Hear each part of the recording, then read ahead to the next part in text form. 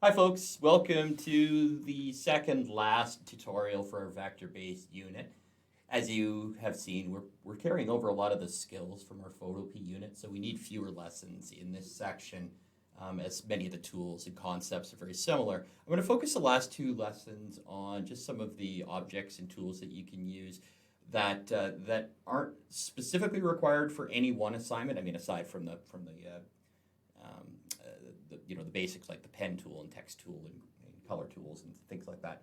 But just to show you how you can create some objects and how you can transform those objects, as you're likely going to want to use some of these skills in the projects where you have some choice in, like recreating or tracing a cultural icon or logo, creating your personal logo, creating a road sign, or one of the choose your own adventure type assignments.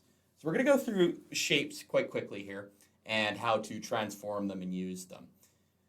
Start with the rectangle tool. We've seen this one before. You just click and drag. You can make a rectangle. Rectangles and all other shapes are composed of a fill and a stroke, and the fill and stroke menu, again, right next to your layers menu. Here, we've seen this before. Right now, I don't have a fill. Maybe I'll fill that in with just a green color. My stroke is currently blue. So there's the stroke pane. And don't forget stroke style. You can make dashes. You can change the width of your object there. There's a dashed line for your stroke. All sorts of options here. Get it back to normal. You can change the way the corners look. For instance, if I put a bevel on the corners, okay, you can see that now it's got that sort of beveled angle. There's a rounded corner that you can play with the rounding just by clicking and dragging. Most of this stuff you can just sort of figure out on your own. As long as you know where the menu is, you can explore. So nothing new there. A couple of the things to remember when you're making rectangles is that when you just click to draw one, it's kind of freehand. You can make it long and thin or tall and fat. If you hold down the control key, it'll try to force it to be a square, so it'll have an equal length and height.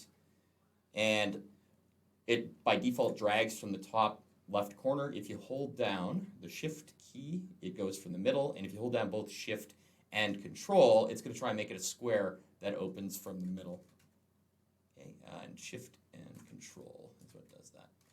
So you got to play with it a little bit. There we go. So that's going up from the middle, whereas without holding those two, if you were just drawing a new one, it would start from the top left corner. So I'll get rid of a couple of those. Okay, what can you change on a rectangle? If you go to the Select and Transform tool, this is the one that you're going to use if you're going to want to change size or rotate it or do things like that. So if I'm on the Select tool and I click it, I can move it obviously just by clicking and dragging it. I can move it to a specific spot with XY coordinates. I can, up at the top here, I can change the width and height. I can do that manually, or of course I can just drag. So if I drag the middle bar on either side, it's going to drag the height, and this is going to drag the length.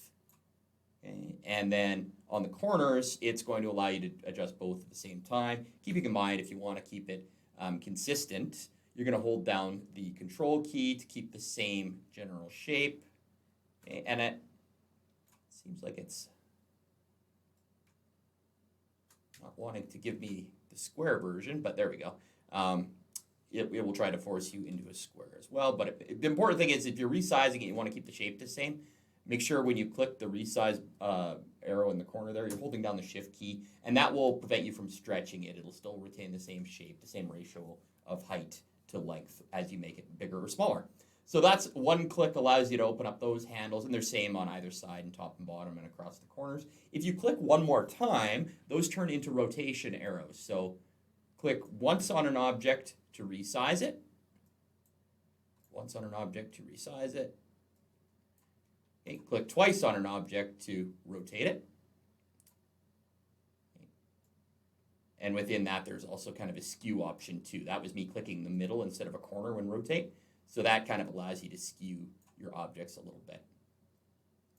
And if you click it a third time, it just goes back to the resize option. So there we have a rectangle with a stroke and a fill. And you've seen how you can transform that. If you want to see some of the rotation options and scaling options, there is a transform menu over here in our sort of main set of menus. We got the fill and stroke, we got layers, we got filters, text, and then the one after that is transform with these options here. Again, just a few more options for moving things, for scaling things, that. And it just means making it bigger, making it smaller, for rotating things and for skewing things. So you can really dial things in down to the decimal, but most of the time you're going to be adjusting it over here just using mouse clicks and shortcuts on the fly. All right, if you go into the nodes tool, okay, so the edit path by nodes, you'll notice that you can see paths on the corner, anchors on the corner, which are paths. Okay, so anchors are just the endpoints of paths. So really there exists a path or a line between this corner to this corner, and another one down to this corner, and there's only 4 points for a rectangle. There is one that looks like a circle. If you are in this editing mode and you grab that, it actually rounds the corners. So you can just click and drag to quickly round corners. So that's pretty easily done. And the other one in the corner is going to let you resize. Now what happens if I want to add a new point or along our path, or if I want to manipulate existing points on our path? Well, it turns out that's pretty easy as well. As long as you're on the Edit Paths and Nodes tool, you can edit those things and add them with this menu up here. If you want to add points to an existing object, what you need to do is you need to basically tell it, hey, I want to see the paths, I want to see the anchors, and I want to be able to edit them. So that's this one right here, convert selected object to path. If I have my object selected and I am in the Edit Paths by Nodes, I click that. Now it doesn't look like much has happened, but instead of having this round the corners and this one and this anchor over here to resize, they've been converted now into anchors and nodes that you can actually pull and play with. Okay? And all of the sides, as a consequence, can be curved and have these handles that we've seen before. Okay, so as soon as you click this one right here on an object, now you have complete control over any paths. You can pretty much do whatever you want. And then at any time, you can just go back to the Move tool, move it around, and then you can go back to the Edit Points tool and continue on your way. If you want to add nodes in the middle, let's say I wanted to have a double or a triple curve in the middle there, I can go to this one right here, which is Insert New Nodes, and then everywhere I double click, sorry, not single click, double click, everywhere I click, I'm going to have a new node. So you see I put 2 more in there. And I can put a third one right here. And everywhere I click, I'm adding another node that I can use to manipulate the paths around this object. Another thing you should notice too is that this object, when I am grabbing the nodes and grabbing and working with the paths, you'll notice that the fill is working in concert with the stroke. Okay, they're not going separately. It's kind of still treated as one object, just an object made up of a bunch of different nodes and paths. There's another option up here that just deals with the stroke. So if you wanted to play with the stroke and not affect the fill, then you would click this one. And what that does is it puts these anchor points all around and the paths all around your stroke. So now we're just dealing with the border.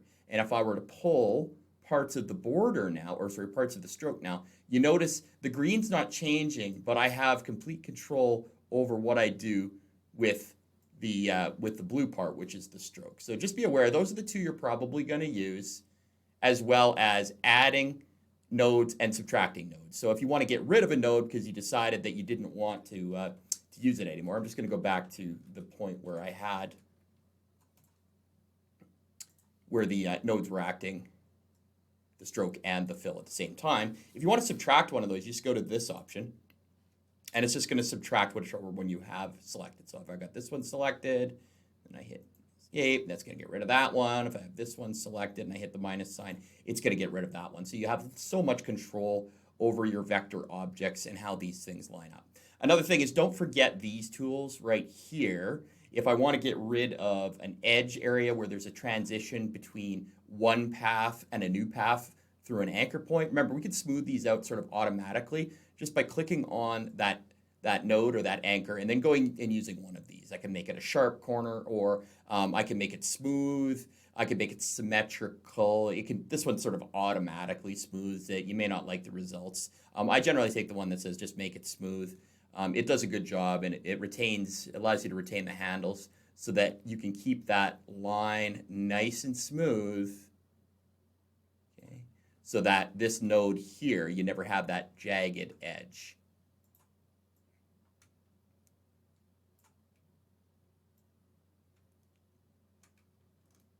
All right. Remember, after the fact, you can grab your object and it just treats it like any other object. You can rotate it, you can scale it, you can move it, break it apart. You can change the fill, you can change the stroke. So that started out life as a rectangle, but then we did all those things to it. And the good news is every other tool operates the same way. So if I use the ellipse tool, I can make an ellipse or I could make a circle. And make a circle. You can change the fill and stroke for any of these. Just like we did with any of the others. So, you know, I want my stroke to be orange. I want my fill to be purple. So those are infinitely adjustable as well. Turn the alpha up so you can't see through it. Alpha is just the opacity, right? So this object you can't see through, whereas this object, if I bring it forward, there's a way to arrange it. But the point being, this object has some opacity so you can see through it, right? It just so happens that this one is in front of this one right now. If I go to my layers and I double click, there's a way to arrange these. I've just never had to do it because usually I have one object per layer and then I just move the layers up and down. But I believe that there you go, raise to the top, lower to bottom. That's just changing the order of objects. All of these objects, all three of these are on the same layer right now. Again, which I don't normally do, but they're all on the same layer and you can adjust which one's in front on an individual layer by just going to object and then these ones right here. Do you want to raise it, lower to the bottom? So I'll bring that circle right to the bottom, and now you see that this one is over top of it, and it's kind of see-through. You got that opacity. So I've got these two objects, and they will be transformed just the same way as the rectangle. If I click once, then I get once on an object, I get the resize options. Okay, don't forget, you can hold down one of your modifier keys, like Control usually, or Shift. Okay. If you drag from the side, you make it an ellipse, drag from the top and bottom, make it a different kind of ellipse. If you click the object a second time, now you got the rotate options. So same thing there. And when you are manipulating these, you can do the exact same thing with the nodes and paths tool. Remember, it's this one right here. If you click that, convert selected object to path, there you go. Now you've got control over each one of your anchor points. Circles by default have 4 anchor points, just like a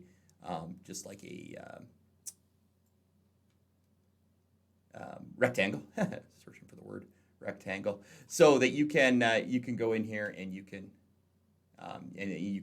edit these things to whatever curves you want them to be, whatever shapes you want them to be, and I don't know, kind of looks like a purple wizard's hat or something. And you can also add paths too, right? So if I wanted to add another path right here because I needed a double curve or something like that, certainly no problem there. You can add them wherever you want. Just double click. You know the drill.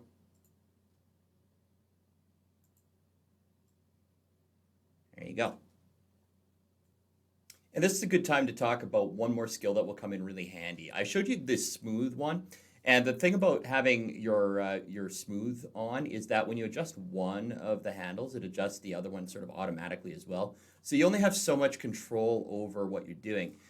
If you click on the corner module, so if you use this one, select nodes corner, now you'll be able to have a little bit more control over it and things like making double curves or S-shaped curves. Because you'll notice as I'm pulling one of these handles, the other one is not ending up over here like it normally would. You can adjust it completely independently and put it wherever you want. So that's kind of an important skill as well, is knowing when to use that corner option so that you can manipulate. And I'll show you this one as well here. So this one right here, I can manipulate one side or I can manipulate the other, but you'll notice that it always retains a straight line from this handle all the way to this handle. And as soon as I click the corner node option, then I can move the handles as soon as I manage to click on it.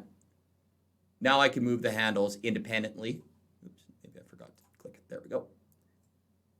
Now I can move them independently, and I have more control over both sides of what's happening in for this node. So just a little how-to there, a little helper. Other tools that you're going to see. Stars and polygons, very easy to use. Polygons are going to be your shapes that look like this. Stars are going to be your shapes that look like that, and they are controllable through that tool menu. So your options are up here. If you click on whether you want a polygon, you click on whether or not you want a star, and you can change the number of sides starting at a triangle really is the first official polygon. And then you've got options depending on whether it's a star or a regular polygon. If it's a star, you're playing with things like, how much do these intersections move in? How rounded are the corners? Okay, so that's a rounded corner, whereas that is a spiked corner, so you can play with that. Don't play with the randomized. It's kind of hard on the processor and to limited benefit. And then after the fact, you can always change the stars to any amount of size too. So those are quite flexible. Same thing with the polygons. I select my polygon here, and then I go back to that tool. You'll see these options. You can make it a pentagon, 7, 8 sides. And the same thing, you've got spoke ratio, which basically is what's turning it into a star. But if you turn that out, okay, you're going to get more of a shape that's closer to a circle. You turn it in, it's going to be more the shape of a star. And then you have the same options with rounding the corners. If you don't round the corners, there you go. If I turn this to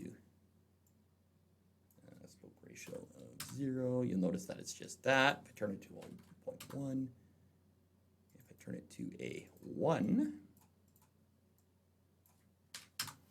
okay, then there you go.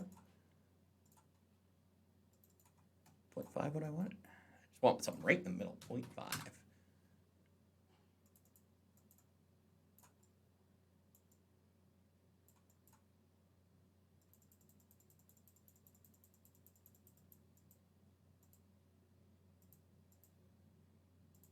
There we go. That should be regular polygons, 6. I'm on the star. That's what my problem was. There we go. I was thinking to myself, why is this drawing a polygon? It was really just a star with no spoke ratio. Okay, got it. So back on the polygon there. Sorry about that. That's 7-sided, 8-sided. There you go. Right back to the original. And once you have these drawn, same things apply. If you are on this tool, you can click and resize at any point. Okay, you can stretch it. If you click again the second time, then you got the rotate tools. And then as well, all the other tools apply too. So if you click on any object, any one of these stars or polygons, and then you go to the Edit Nodes tool, all of these tools are still in play. If I click on this one, now I can edit any path individually. If I click on any given node, I can adjust those. I can curve lines. I can adjust handles. Okay, I can add new points. Okay, so there's another node, there's another node. I'm just double clicking and adding new paths along the way, and then any of those lines can be bent. You got the handles. If it's a corner, don't forget if it's a corner, okay, you can use this one to modify your handles. Get some more. There we go. So there's my curve one way.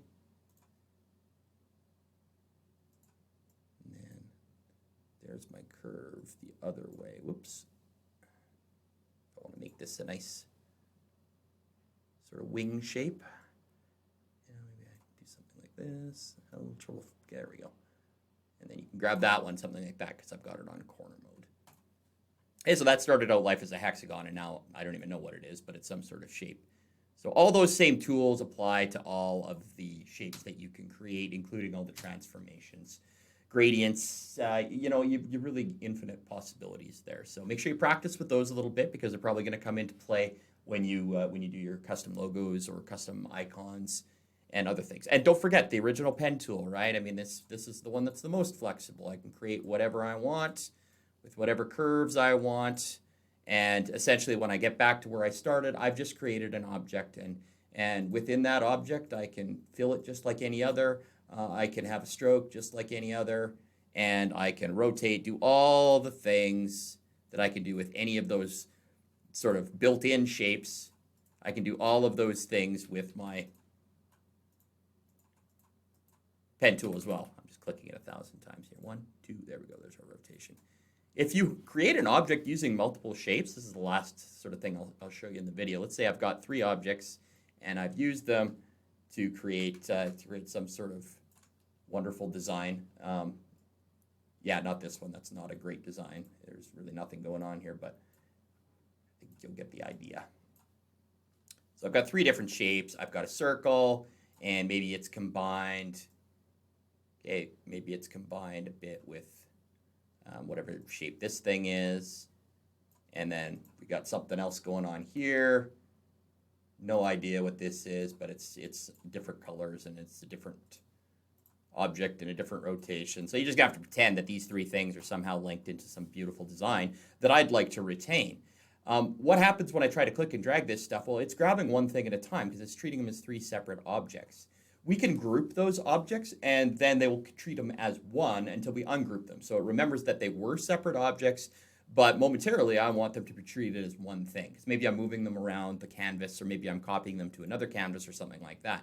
So what you could do is you could just create you could just drag a window or click anywhere on your canvas, drag around your objects, or you can go to each object individually and then hold down the Shift key and click each object individually, and then you can move them. That doesn't group them, that just kind of grabs them all at once. If you want to formally group these so that it treats them as one object for the time being, you can just right-click after you do that, and there should be a group button here. There it is, group.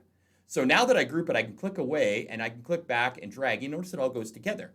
Also, when I resize it, it resizes together, and it's obviously going to rotate together as well. So that's handy, but what happens if I want to change something in it? Did I permanently group things?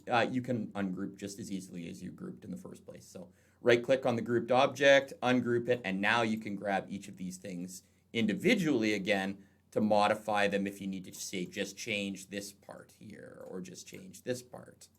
And then, you can regroup them at any point. I usually just draw the rectangle around them and then right-click group. There you go. So, maybe I wanted to control copy that and create a new layer and paste it on a new layer. Okay, so here's my new layer, ASDF, and then I'll paste that on that layer. So now I've got it on one layer, and maybe I also want it on this layer in a different size. So I'll hide the layer I just made. Okay, and maybe I want this one to be much smaller. So now I've got it on 2 layers, and it's grouped. So there's one layer, there's the other layer, and I can ungroup them at any time to change any of the individual elements. So grouping things is sometimes easy, especially when you've made some sort of picture that has more than one shape attached to it. And anything custom pen works in the same manner. It doesn't just have to be a shape. I can group something I've drawn with the pen tool. I can group that with any other object as well. There's my group. So you'll notice now it's all part of the same thing, even though I drew this black stroke thing with the pen tool. Okay, so I think that should take you a little further down the road. As always, if you have any questions, please don't hesitate to contact me.